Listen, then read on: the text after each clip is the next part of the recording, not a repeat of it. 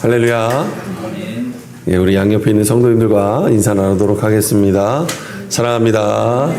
축복합니다.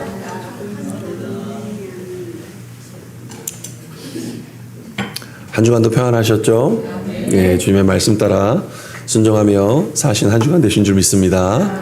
예, 우리는 사순절 기간에 시간들을 보내고 있습니다. 또한 아침에는 새벽 기도로 그 시간을 기념하며 또한 지내고 있죠. 예수 그리스도의 십자가의 지심을 그 은혜를 생각하며 하루하루를 보내고 있습니다. 사순절이라는 것은 부활절을 앞두고 40일간 몸에 또한 마음에 정결하고 또한 경건함을 유지하면서 지내는 이런 기독교의 절기를 말하는 것이 사순절입니다. 즉 부활을 경건히 준비하는 절기 로서 그리스도의 순환을 기념하고 또한 그것을 생각하면서 매일 성경 읽고 기도하고 때로는 회개하고 금식하는 등을 병행하는 것이 바로 이 사순절의 기간입니다. 예전에는 사순절 기간에 기독교인들이 참으로 엄격하게 지냈던 이런 기억이 있습니다. 항상 금식을 실천하고 하루에 한 끼 저녁만 먹고 육고기는 먹을 수 없었고 또한 채소와 생선 그리고 계란만 이렇게 먹기도 하였고, 그러나 현대에 와서는 사순절 기간 동안 특별히 좋아하고 기호에 맞는 이런 음식들을 금하고 때로는 오락을 금하는 일들로 그런 일들을 대신하면서 경건을 유지하는 이런 개념 정도로 좀 바뀌었다라는 것이죠. 또한 청년들이 사순절을 지내는 모습을 보니까 미디어를 끊고 SNS를 금하며 이렇게 지내는 것도 보았습니다. 왜 이렇게 할까요? 이런 이유가 무엇일까요? 왜 모든 것들을 끊고 결단을 하는 것일까요? 그것은 이 기간만큼은 다른 곳에 시선을 뺏기지 않고 오직 예수 그리스도께만 집중하기 위함이다라는 것입니다. 물론 사람들은 이렇게 말할 수 있습니다. 꼭 그 기간에만 예수님을 바라봐야 되냐? 우리는 언제나 주님과 함께해야 되고 주님께 집중하며 살아가야 할 것인데 왜 꼭 그 기간만을 정해서 이렇게 지내냐라고 이렇게 하는 사람들도 있습니다. 그러나 우리가 항상 이야기하지만 우리에는 죄성이 있어서 언제든 그런 시간들을 보낼 수 있습니까? 우리가 결단하고 기도의 시간을 정하지 아니하면 기도하기가 힘든 것처럼 우리도 특별히 사순절의 기간을 정해놓고 그 기간만이라도 하나님을 바라보고 주님께 집중하는 시간이 우리가 얼마나 유익한지를 알기 때문에 그 기간을 정하면서 달려갑니다. 물론 이것이 성경에 나와 있는 규정은 아닙니다. 예수님의 십자가의 죽으심과 부활을 준비하며 그리스도인들이 어떻게 하면 더 잘 섬길 수 있을까를 생각하다가 고민하여 만들어진 기독교의 이런 전통의 절기일 뿐이라는 것이죠. 그렇게 이것을 하지 않는다고 죄가 되는 것은 아닙니다. 또한 그것을 강요하지도 할 필요도 없습니다. 잘못하면 신약 성경에서 장로들의 전통처럼 이것을 지키느라고 하나님의 법을 어기는 일들이 벌어질 수 있기 때문입니다. 그러나 사순절의 큰 의미를 두고 신앙생활을 해가는 우리 성도님들에게는 특별한 시간이요 1년 중에 예수 그리스도를 생각하는 또한 십자가를 묵상하는 아주 중요한 기간임에는 틀림없기 때문에 오늘도 그 기간을 복된 시간으로 보내시길 바랍니다. 그리고 오늘은 아까도 기도 가운데 말씀하셨던 것처럼 종려주일이라는 기간이 바로 오늘입니다. 예수님께서 십자가를 지시기 위하여 예루살렘으로 올라갈 때 많은 사람들이 종려나무가지를 흔들며 호산나 호산나 부르며 주님을 확연했던 그날이 바로 종려주일이라고 불리는 날입니다. 부활하기 일주일 전에 그 주일을 말하는 것이죠. 이날부터 시작하여서 이제 내일부터는 고난주간이 시작이 됩니다. 예수 그리스도의 고난을 기념하는 주간으로 지키죠. 내일부터 고난주간입니다. 주님의 십자가를 더욱 묵상하는 시간이라는 것입니다. 우리도 예수님을 증거하면서 십자가의 생명의 또한 사명자의 길을 걸어가시는 한 주 되시길 바랍니다. 오늘 말씀을 보니까 예루살렘에 입성하는 예수님의 모습을 봅니다. 그 전에 1절 말씀을 보면 그들이 예루살렘에 가까이 가서 감람산 벳박에 이르렀다. 그럴 때 예수님께 두 제자를 보내시며 라고 말씀합니다. 예수님께 두 제자를 어떤 임무를 맡겨서 지금 건너편 마을로 보내고 있는 모습을 보는데 그곳이 어디시라고 얘기하냐면 예루살렘에 인접한 감람산 벳바데라는 곳이라는 것이죠. 벳바게는 베다니와 예루살렘 사이에 있는 촌락인데 이곳에서 메시아에 관련한 구약의 내용의 이 말씀의 성취가 이루어지는 이런 위대한 역사가 일어나는 곳입니다. 그래서 스가랴 9장 9절 말씀에 보면 시온에 따라 크게 기뻐할지어다 예루살렘에 따라 즐거이 부를지어다 보라 내 왕이 내게 임하나니 그는 공의로우시며 구원을 베푸시며 겸손하여 나귀를 타시나니 나귀 작은 것 곧 나귀의 새끼니라 라고 말씀하셨던 이 스가랴의 말씀이 이 장소에서 지금 이루어지고 있다라는 것이죠. 이렇듯 구약 성경의 예언이 하나님의 계획에 따라 하나도 일치하지 아니함 없이 모두 다 맞춰서 진행되어 가고 있습니다. 하나님은 예수님이 오시기 몇백 년 전부터 이 십자가를 이 길을 준비하며 선지자를 통해서 알게 하셨다라는 것입니다. 물론 하나님께서는 이를 비롯하여 세상의 모든 일까지도 다 이미 창세전에 미리 계획하셨고 때가 되어 이루어지게 하시는 분이 하나님이십니다. 따라서 우리는 우리의 인생에 일어나는 사건들은 물론이요 우리의 개개인의 삶 속에서 일어나는 크고 작은 문제들까지도 모두 하나님의 계획 안에서 그 섭리 가운데 이루어진이라는 일이라는 것을 분명히 기억해야 될 줄 믿습니다. 어떤 사람들은 이렇게 말합니다. 아니 하나님이 그렇게 할 일이 없으셔. 뭐 그런 시시콜콜한 것까지 하나하나 하나님께서 간섭을 하시고 개입하실까? 그 수많은 사람을 다 하나님이 그렇게 할 일도 없으셔? 그런데 하나님은 그러하십니다. 우리가 일본의 눈을 몇 번 깜빡거리는 것까지도 다 알고 아시고 섭리하고 계십니다. 세계 모든 사람들의 머리털 하나까지도 세심받으신다라고 말씀합니다. 성도 여러분, 우리가 생각하는 기준과 관점에서 하나님을 바라보면 우리는 하나님을 절대로 이해할 수 없습니다. 하나님 우리의 생각으로 평가할 수 있는 분이 아시기 때문입니다.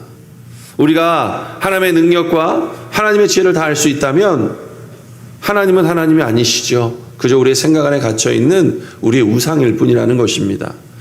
그러나 하나님은 세상 만물을 창조하시고 그것들을 하나님의 뜻에 따라서 이루시고 계획하시며 또 그 기획이 잘 이루어지도록 잘 실행될 수 있도록 섭리하고 계시는 분이 하나님이시다라는 것입니다. 지혜로운 사업가는 투자하기에 앞서서 먼저 완벽한 계획을 세우고 또한 그 계획대로 투자하여 성공을 이룹니다. 우리 하나님은 이런 지혜로운 사업가이십니다. 또한 그분은 온 우주 만물을 경영하시는 위대한 경영자이십니다. 하나님께서는 결코 즉흥적으로 일하지 아니하시고 모든 일을 철저하게 계획하시고 또한 완벽한 계획에 따라 한치의 흐트럼도 없으시게 이루어 가시는 분이 하나님이십니다. 이런 하나님은 예나 지금이나 우리에게 멀리 계신 분도 아니고 우리와 상관없으신 분도 아닙니다. 오늘도 나와 함께 하시고 오늘도 이 자리 가운데 함께 하시며 한순간도 우리를 떠나신 적이 없으신 분이 하나님이시다라는 것입니다.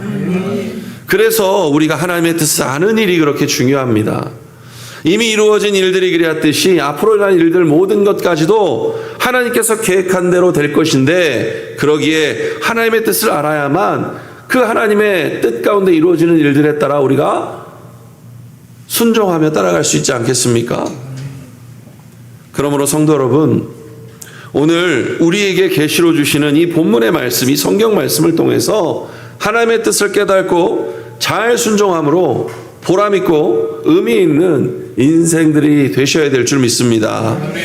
이와 더불어 말씀해 보시면 예수님께서는 무엇이든지 하실 권세가 있다라는 것을 몸소 보여주시는데 제자들이 예수님의 말씀대로 맞은편 마을로 가서 나귀를 그 새끼와 함께 풀어 끌고 오라라고 할 때 주위에서 또한 그 주인이 뭐라고 하면 어떻게 대답할지까지도 말씀해 주신다는 것이죠. 예수님께서는 이렇게 말씀하십니다. 주가 쓰시겠다라고만 하라. 주가 쓰시겠다. 그렇게만 하면 보내줄 것이다. 그런데 예수님께서 친히 자신을 가리켜서 주라라고 호칭하시는 것이 성경에서 오늘 이 본문 한 절밖에 나오지 않습니다. 우리는 이 주라는 말에 주목할 필요가 있습니다. 주님 스스로 본인을 주가 된다라고 말씀하셨습니다. 주는 주인이나 소유를 가리키는 것이죠. 여기서 주님께서 본인을 주라라고 말씀하셨다는 것은 세계 모든 것이 다 그분의 소유라는 것입니다. 어디를 가서 무슨 말을 할지라도 주가 쓰시겠다라고 한다면 이루어진다라는 것입니다. 우리가 존재하는 모든 것들이 다 하나님의 소유, 예수님의 소유라는 것을 우리는 이해해야 될 줄 믿습니다. 지구상에는 예수님을 믿기를 거부하고 예수님의 신성을 거부하는 사람들이 예수님을 믿고 인정하는 사람보다 더 많습니다. 그렇다고 해서 그분이 이 세계 가운데 주인이 되지 않는 것은 아닙니다. 그러다 할지라도 이 세계의 주인은 바로 예수님이시라는 것이죠. 그리고 이 주인의 개념 속에는 구원을 얻은 우리 개개인의 모든 성도들까지도 다 포함되어 있고, 또한 말씀을 보시면 작은 미물에 불과한 나귀 새끼 사용함에도 이 하나님의 뜻대로 다 이루어진다는 것입니다. 나귀의 주인 마음까지도 사용하심은 하나님께 있고, 또한 모든 세세한 것까지도 하나님의 계획 가운데 이루어지며 우리의 마음 씀씀이 하나하나까지도 주님께서 허락하신 바에 의해 이루어진다라는 것입니다. 주인의 가장 두드러진 특징이 무엇입니까? 뭐든지 임의로 할 수 있습니다. 그러나 종은 어떻게 합니까? 주인의 명령대로만 따라가야 한다는 것이죠. 주님은 만물의 창조자로서 또한 모든 소유주로서 이 모든 세계 것을 임의로 주관하시며 그분이 하려고 하신 일들을 아무도 막지 못합니다. 왜냐하면 이 세계는 다 주님의 종이기 때문입니다. 종이 주인이 하려는 일을 거역하는 법이 있겠습니까? 주님이 하시는 모든 일은 세계 가운데 그대로 이루어지는 줄 믿으시길 바랍니다. 그런데 이런 위대한 분이 어떻게 하셨습니까? 종들을 위하여서 십자가에서 죽으셨다라고 말씀합니다. 종들을 위해서 고난당하셨다, 수치당하셨다라고 말씀합니다. 이것이 얼마나 큰 은혜인 줄 모릅니다. 예수님께서 예루살렘에 입성하셨던 것, 그 나귀 새끼를 타고 입성하셨던 것은 너무나도 초라한 입성이지만 세상을 구원한 능력으로 걸어가시는 모습이 바로 그 모습이라는 것입니다. 초라하지만 구원을 베푸실 왕이 예수님이시다라는 것을 선포하는 것입니다. 예수님의 십자가는 그래서 화려함이 아니라는 것이죠. 오늘 3절에 시온에 따라 이르기를 내 왕이 내게 임하나니 그는 겸손하여 낙이 곧 멍에를 매는 짐승의 새끼를 탔도다라고 말씀합니다. 겸손하여 낙이 새끼를 타셨다라고 말씀합니다. 하나님은 이 로마 장군이 이 예루살렘을 정복할 때처럼 백마를 타고 오지 못하셨을까요? 하나님도 하실 수 있습니다. 그러나 하실 수 없어서 안 하신 것이 아닙니다. 그분은 겸손하여서 그리고 온유하셔서 그렇다라고 말씀합니다.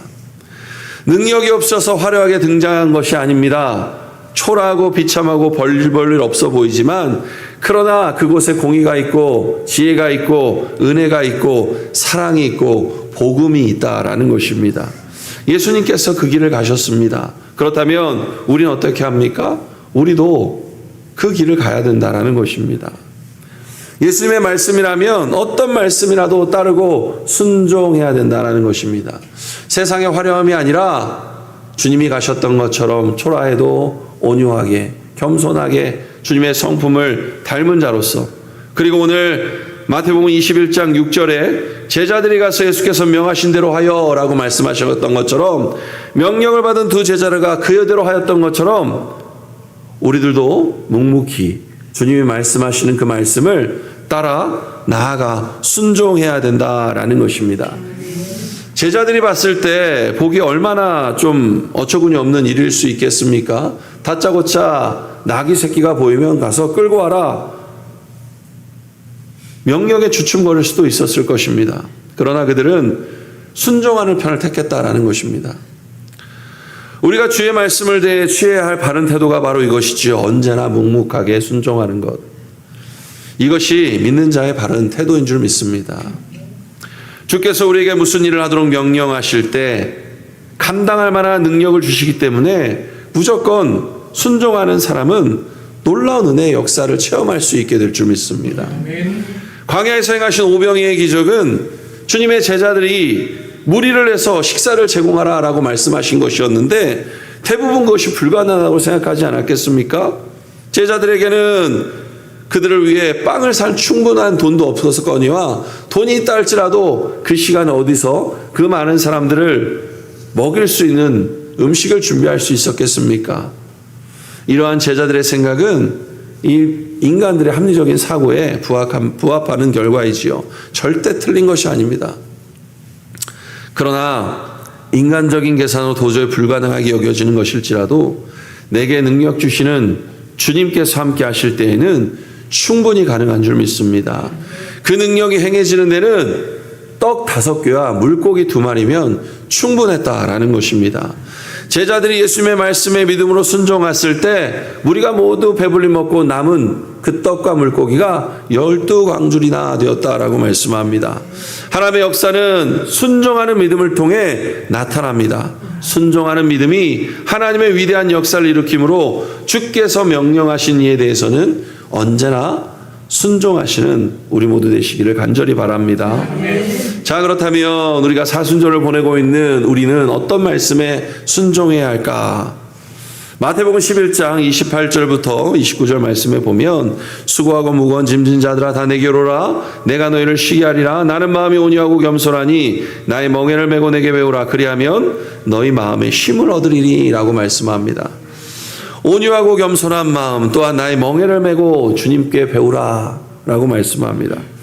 예수님의 사랑으로 겸손과 온유를 따르는 삶을 살아가야 된다는 것이죠. 온유라는 것은 분노하고 난폭함의 반대입니다. 어떤 일이 일어날지라도 진정시키고 달랠 수 있는 은혜의 능력이라는 것이죠. 내 감정을 희생하는 일이요, 또한 나의 삶을 십자가 앞에 죽이는 삶이 바로 이 온유와 겸손이라는 것입니다. 그러나 그것을 십자가를 보면서 은혜 안에서 이룰 수 있다라는 것이죠. 억울할 수 있습니다. 내가 잘못한 것도 아닌데. 그러나 이 세상에 제일 억울하신 분이 누구입니까? 예수님이시죠. 죄가 없는데 죄인으로 채찍을 맞으시고 죽임을 당하셨습니다. 그런데도 억울하단 말 한마디 안 하셨습니다. 내 잘못이 아니다 라고 말씀하시지 않으셨습니다. 예수님은 뺨을 맞고 침을 뱉음을 당하고 채찍을 맞으며 모욕당하고 치욕당하고 벌거벗김을 당하고 조롱을 당한다 할지라도 참으시고 그들을 보시며 슬퍼하시고 용서하시고 또한 제자들에게는 그것까지도 참으라 라고 말씀하셨습니다. 실제 삶에서 모든 손해를 감수하고 있는 모습을 보게 되죠.